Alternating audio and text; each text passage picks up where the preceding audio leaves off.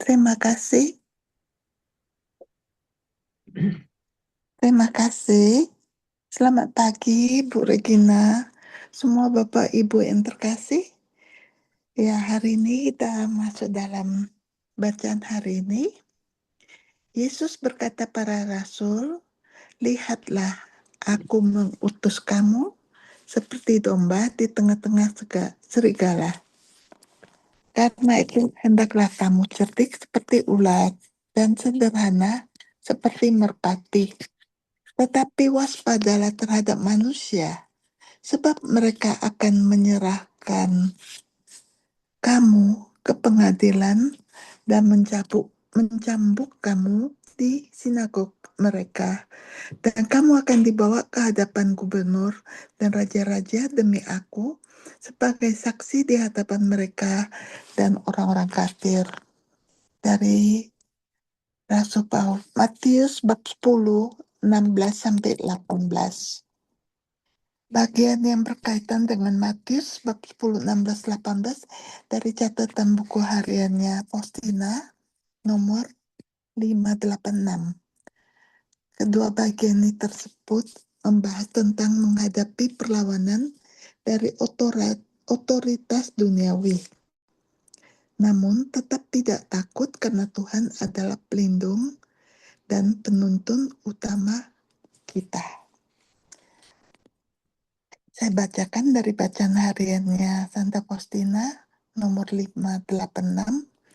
Ketika aku meninggalkan rumah uskup agung, aku mendengar kata-kata berikut di dalam jiwaku. Untuk meneguhkan rohmu, aku berbicara melalui wakil-wakilku sesuai dengan apa yang aku tuntut darimu, tetapi ketahuilah bahwa ini tidak akan selalu demikian. Mereka akan menentangmu dalam banyak hal, dan melalui ini rahmatku akan nyata dalam dirimu, dan akan terlihat jelas bahwa hal ini adalah perbuatanku. Tetapi mengenai dirimu, jangan takut. Aku selalu bersamamu, dan ketahuilah juga ini, putriku, semua makhluk, baik mereka mengetahuinya atau tidak, dan baik mereka menginginkannya atau tidak, selalu memenuhi kehendakku. Tidak seorang pun secara alami,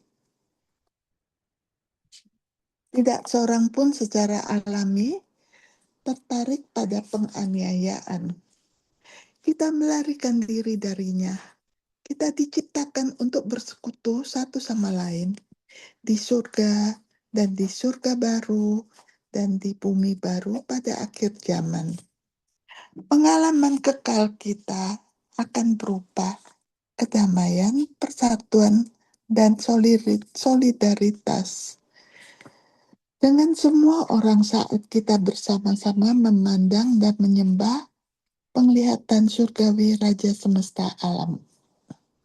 Namun hari ini kerajaan kegelapan masih memiliki cengkeraman yang kuat di dunia yang jatuh ini. Perang, kekerasan, ketidakadilan, dan perpecahan dalam segala bentuknya mempengaruhi keluarga, komunitas, dan bangsa-bangsa karena permusuhan jauh lebih mudah dicapai daripada perdamaian dan harmoni yang ingin Kristus tegakkan melalui peresmian kerajaannya. Salah satu cara paling pasti untuk menghindari penganiayaan adalah dengan tidak membela apapun. Mereka yang tidak memiliki keyakinan moral atau tetap diam tentang kebenaran iman cenderung tidak akan menarik murka dunia. Tetapi mereka yang berbicara dengan jelas dan penuh kasih sayang tentang kebenaran abadi tentang kebenaran abadi Injil seringkali mendapati diri mereka menjadi sasaran penolakan. Inilah kenyataan yang dipersiapkan Yesus bagi 12 murid rasul. Injil hari ini berasal dari nasihat panjang yang disampaikan Yesus kepada 12 rasulnya ketika ia mengutus mereka berdua-dua untuk memberitakan kedatangan kerajaan Allah. Mereka harus pergi dengan berani, mengandalkan pemeliharaan Allah, melakukan mujizat, dan mempersiapkan berbagai kota dan desa tempat mereka diutus untuk kedatangan Yesus. Pada awalnya, orang mungkin berpikir bahwa memasuki kota Yahudi untuk membagikan kabar baik bahwa Mesias telah tiba dan akan segera datang kepada mereka secara pribadi akan disambut dengan sukacita yang besar. Namun itu bukanlah kenyataan yang telah dipersiapkan Yesus bagi mereka. Ia menawarkan gambaran yang mencolok dengan mengatakan bahwa ia mengutus ke-12 muridnya seperti domba di tengah-tengah serigala. Ini membangkitkan baik kepolosan yang akan mereka wujudkan maupun permusuhan yang pasti akan mereka hadapi. Sebagai domba, mereka harus bertindak dengan lemah lembut, kerentanan, dan ketergantungan penuh pada pemeliharaan gembala yang baik. Saat ini, ketika Tuhan kita mengutus kita untuk memberitakan Injil di dalam keluarga, komunitas, dan dunia kita, kita seharusnya tidak mengharapkan hal lain selain apa yang dialami oleh ke-12 muridnya. Misalnya, mereka yang menjunjung tinggi ajaran moral gereja secara terbuka seringkali menimbulkan perlawanan yang kuat, bahkan menyatakan bahwa keselamatan hanya dapat ditemukan melalui Yesus Kristus, dapat menyebabkan permusuhan. Tuduhan sering dilontarkan bahwa keyakinan seperti itu tidak toleran atau menghakimi, padahal sebenarnya keyakinan itu berakar pada kasih dan kesetiaan pada wahyu Allah dan pada kepedulian yang tulus terhadap kebaikan setiap jiwa. Hal ini sedang terjadi ya di sini. Sampai mereka buatkan bill sebagai suatu dari pemerintahan. Jadi itu sedang berlaku saat ini. Jika kita ingin melanjutkan misi Yesus untuk mendirikan kerajaannya, kita harus siap menghadapi penganiayaan dengan mengetahui bagaimana menanggapinya. Membalas kebencian dengan kebencian atau penganiayaan dengan penganiayaan bukanlah Injil. Sebaliknya, kita harus mengharapkan dan mengantisipasi permusuhan ketika kita menjadi pembawa pesan kebenaran dan menanggapinya dengan kecerdikan seperti ular dan kesederhanaan seperti merpati. Kita harus menyadari bahaya, menghindari jebakan, dan menghadapi penganiayaan tanpa menjadi naif. Kita juga harus merangkul ketulusan hati, kebebasan dari kebencian, dan kedamaian yang tak tergoyahkan.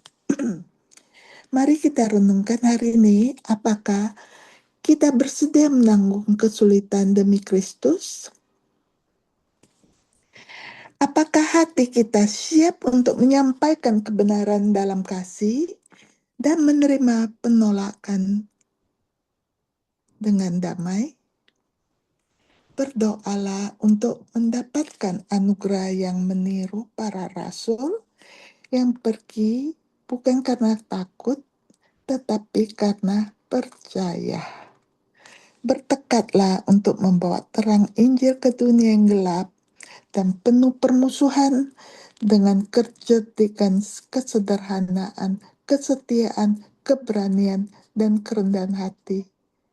Dengan mengetahui bahwa gembala yang baik akan selalu membimbing dan melindungi kita ketika kita bertindak sesuai dengan kehendaknya yang sempurna untuk misi yang telah diutus kepada kita. Jadi kebijaksanaan rohani dan perjuangan dalam buku harian Santa Faustina sering mencatat ajaran khusus Yesus tentang menjaga keseimbangan yang rapuh ini, yaitu menjadi jiwa yang lembut di dunia yang keras. Karena itu, jadilah cerdik seperti ular, namun juga tidak berbahaya seperti merpati. Mari kita tutup dengan doa. Raja yang Maha Mulia, Engkau datang untuk mendirikan kerajaan-Mu di bumi sebagai persiapan bagi kerajaan kekal yang akan datang. Mohon utuslah kita untuk mempersiapkan jalan bagi kedatangan-Mu ke dalam hati keluarga dan teman-teman kita semua, ke dalam komunitas yang lebih luas, dan ke setiap tempat di mana Engkau memanggil kita semua untuk bersaksi di dunia ini. Semoga kita bertindak dengan kecerdikan ular dan kelembutan merpati, dengan kebijaksanaan dan kerendahan hati saat kita berusaha mempersiapkan jalan bagi kerajaan kebenaran dan kasih-Mu. Yesus, aku percaya kepadamu. Amin. Terima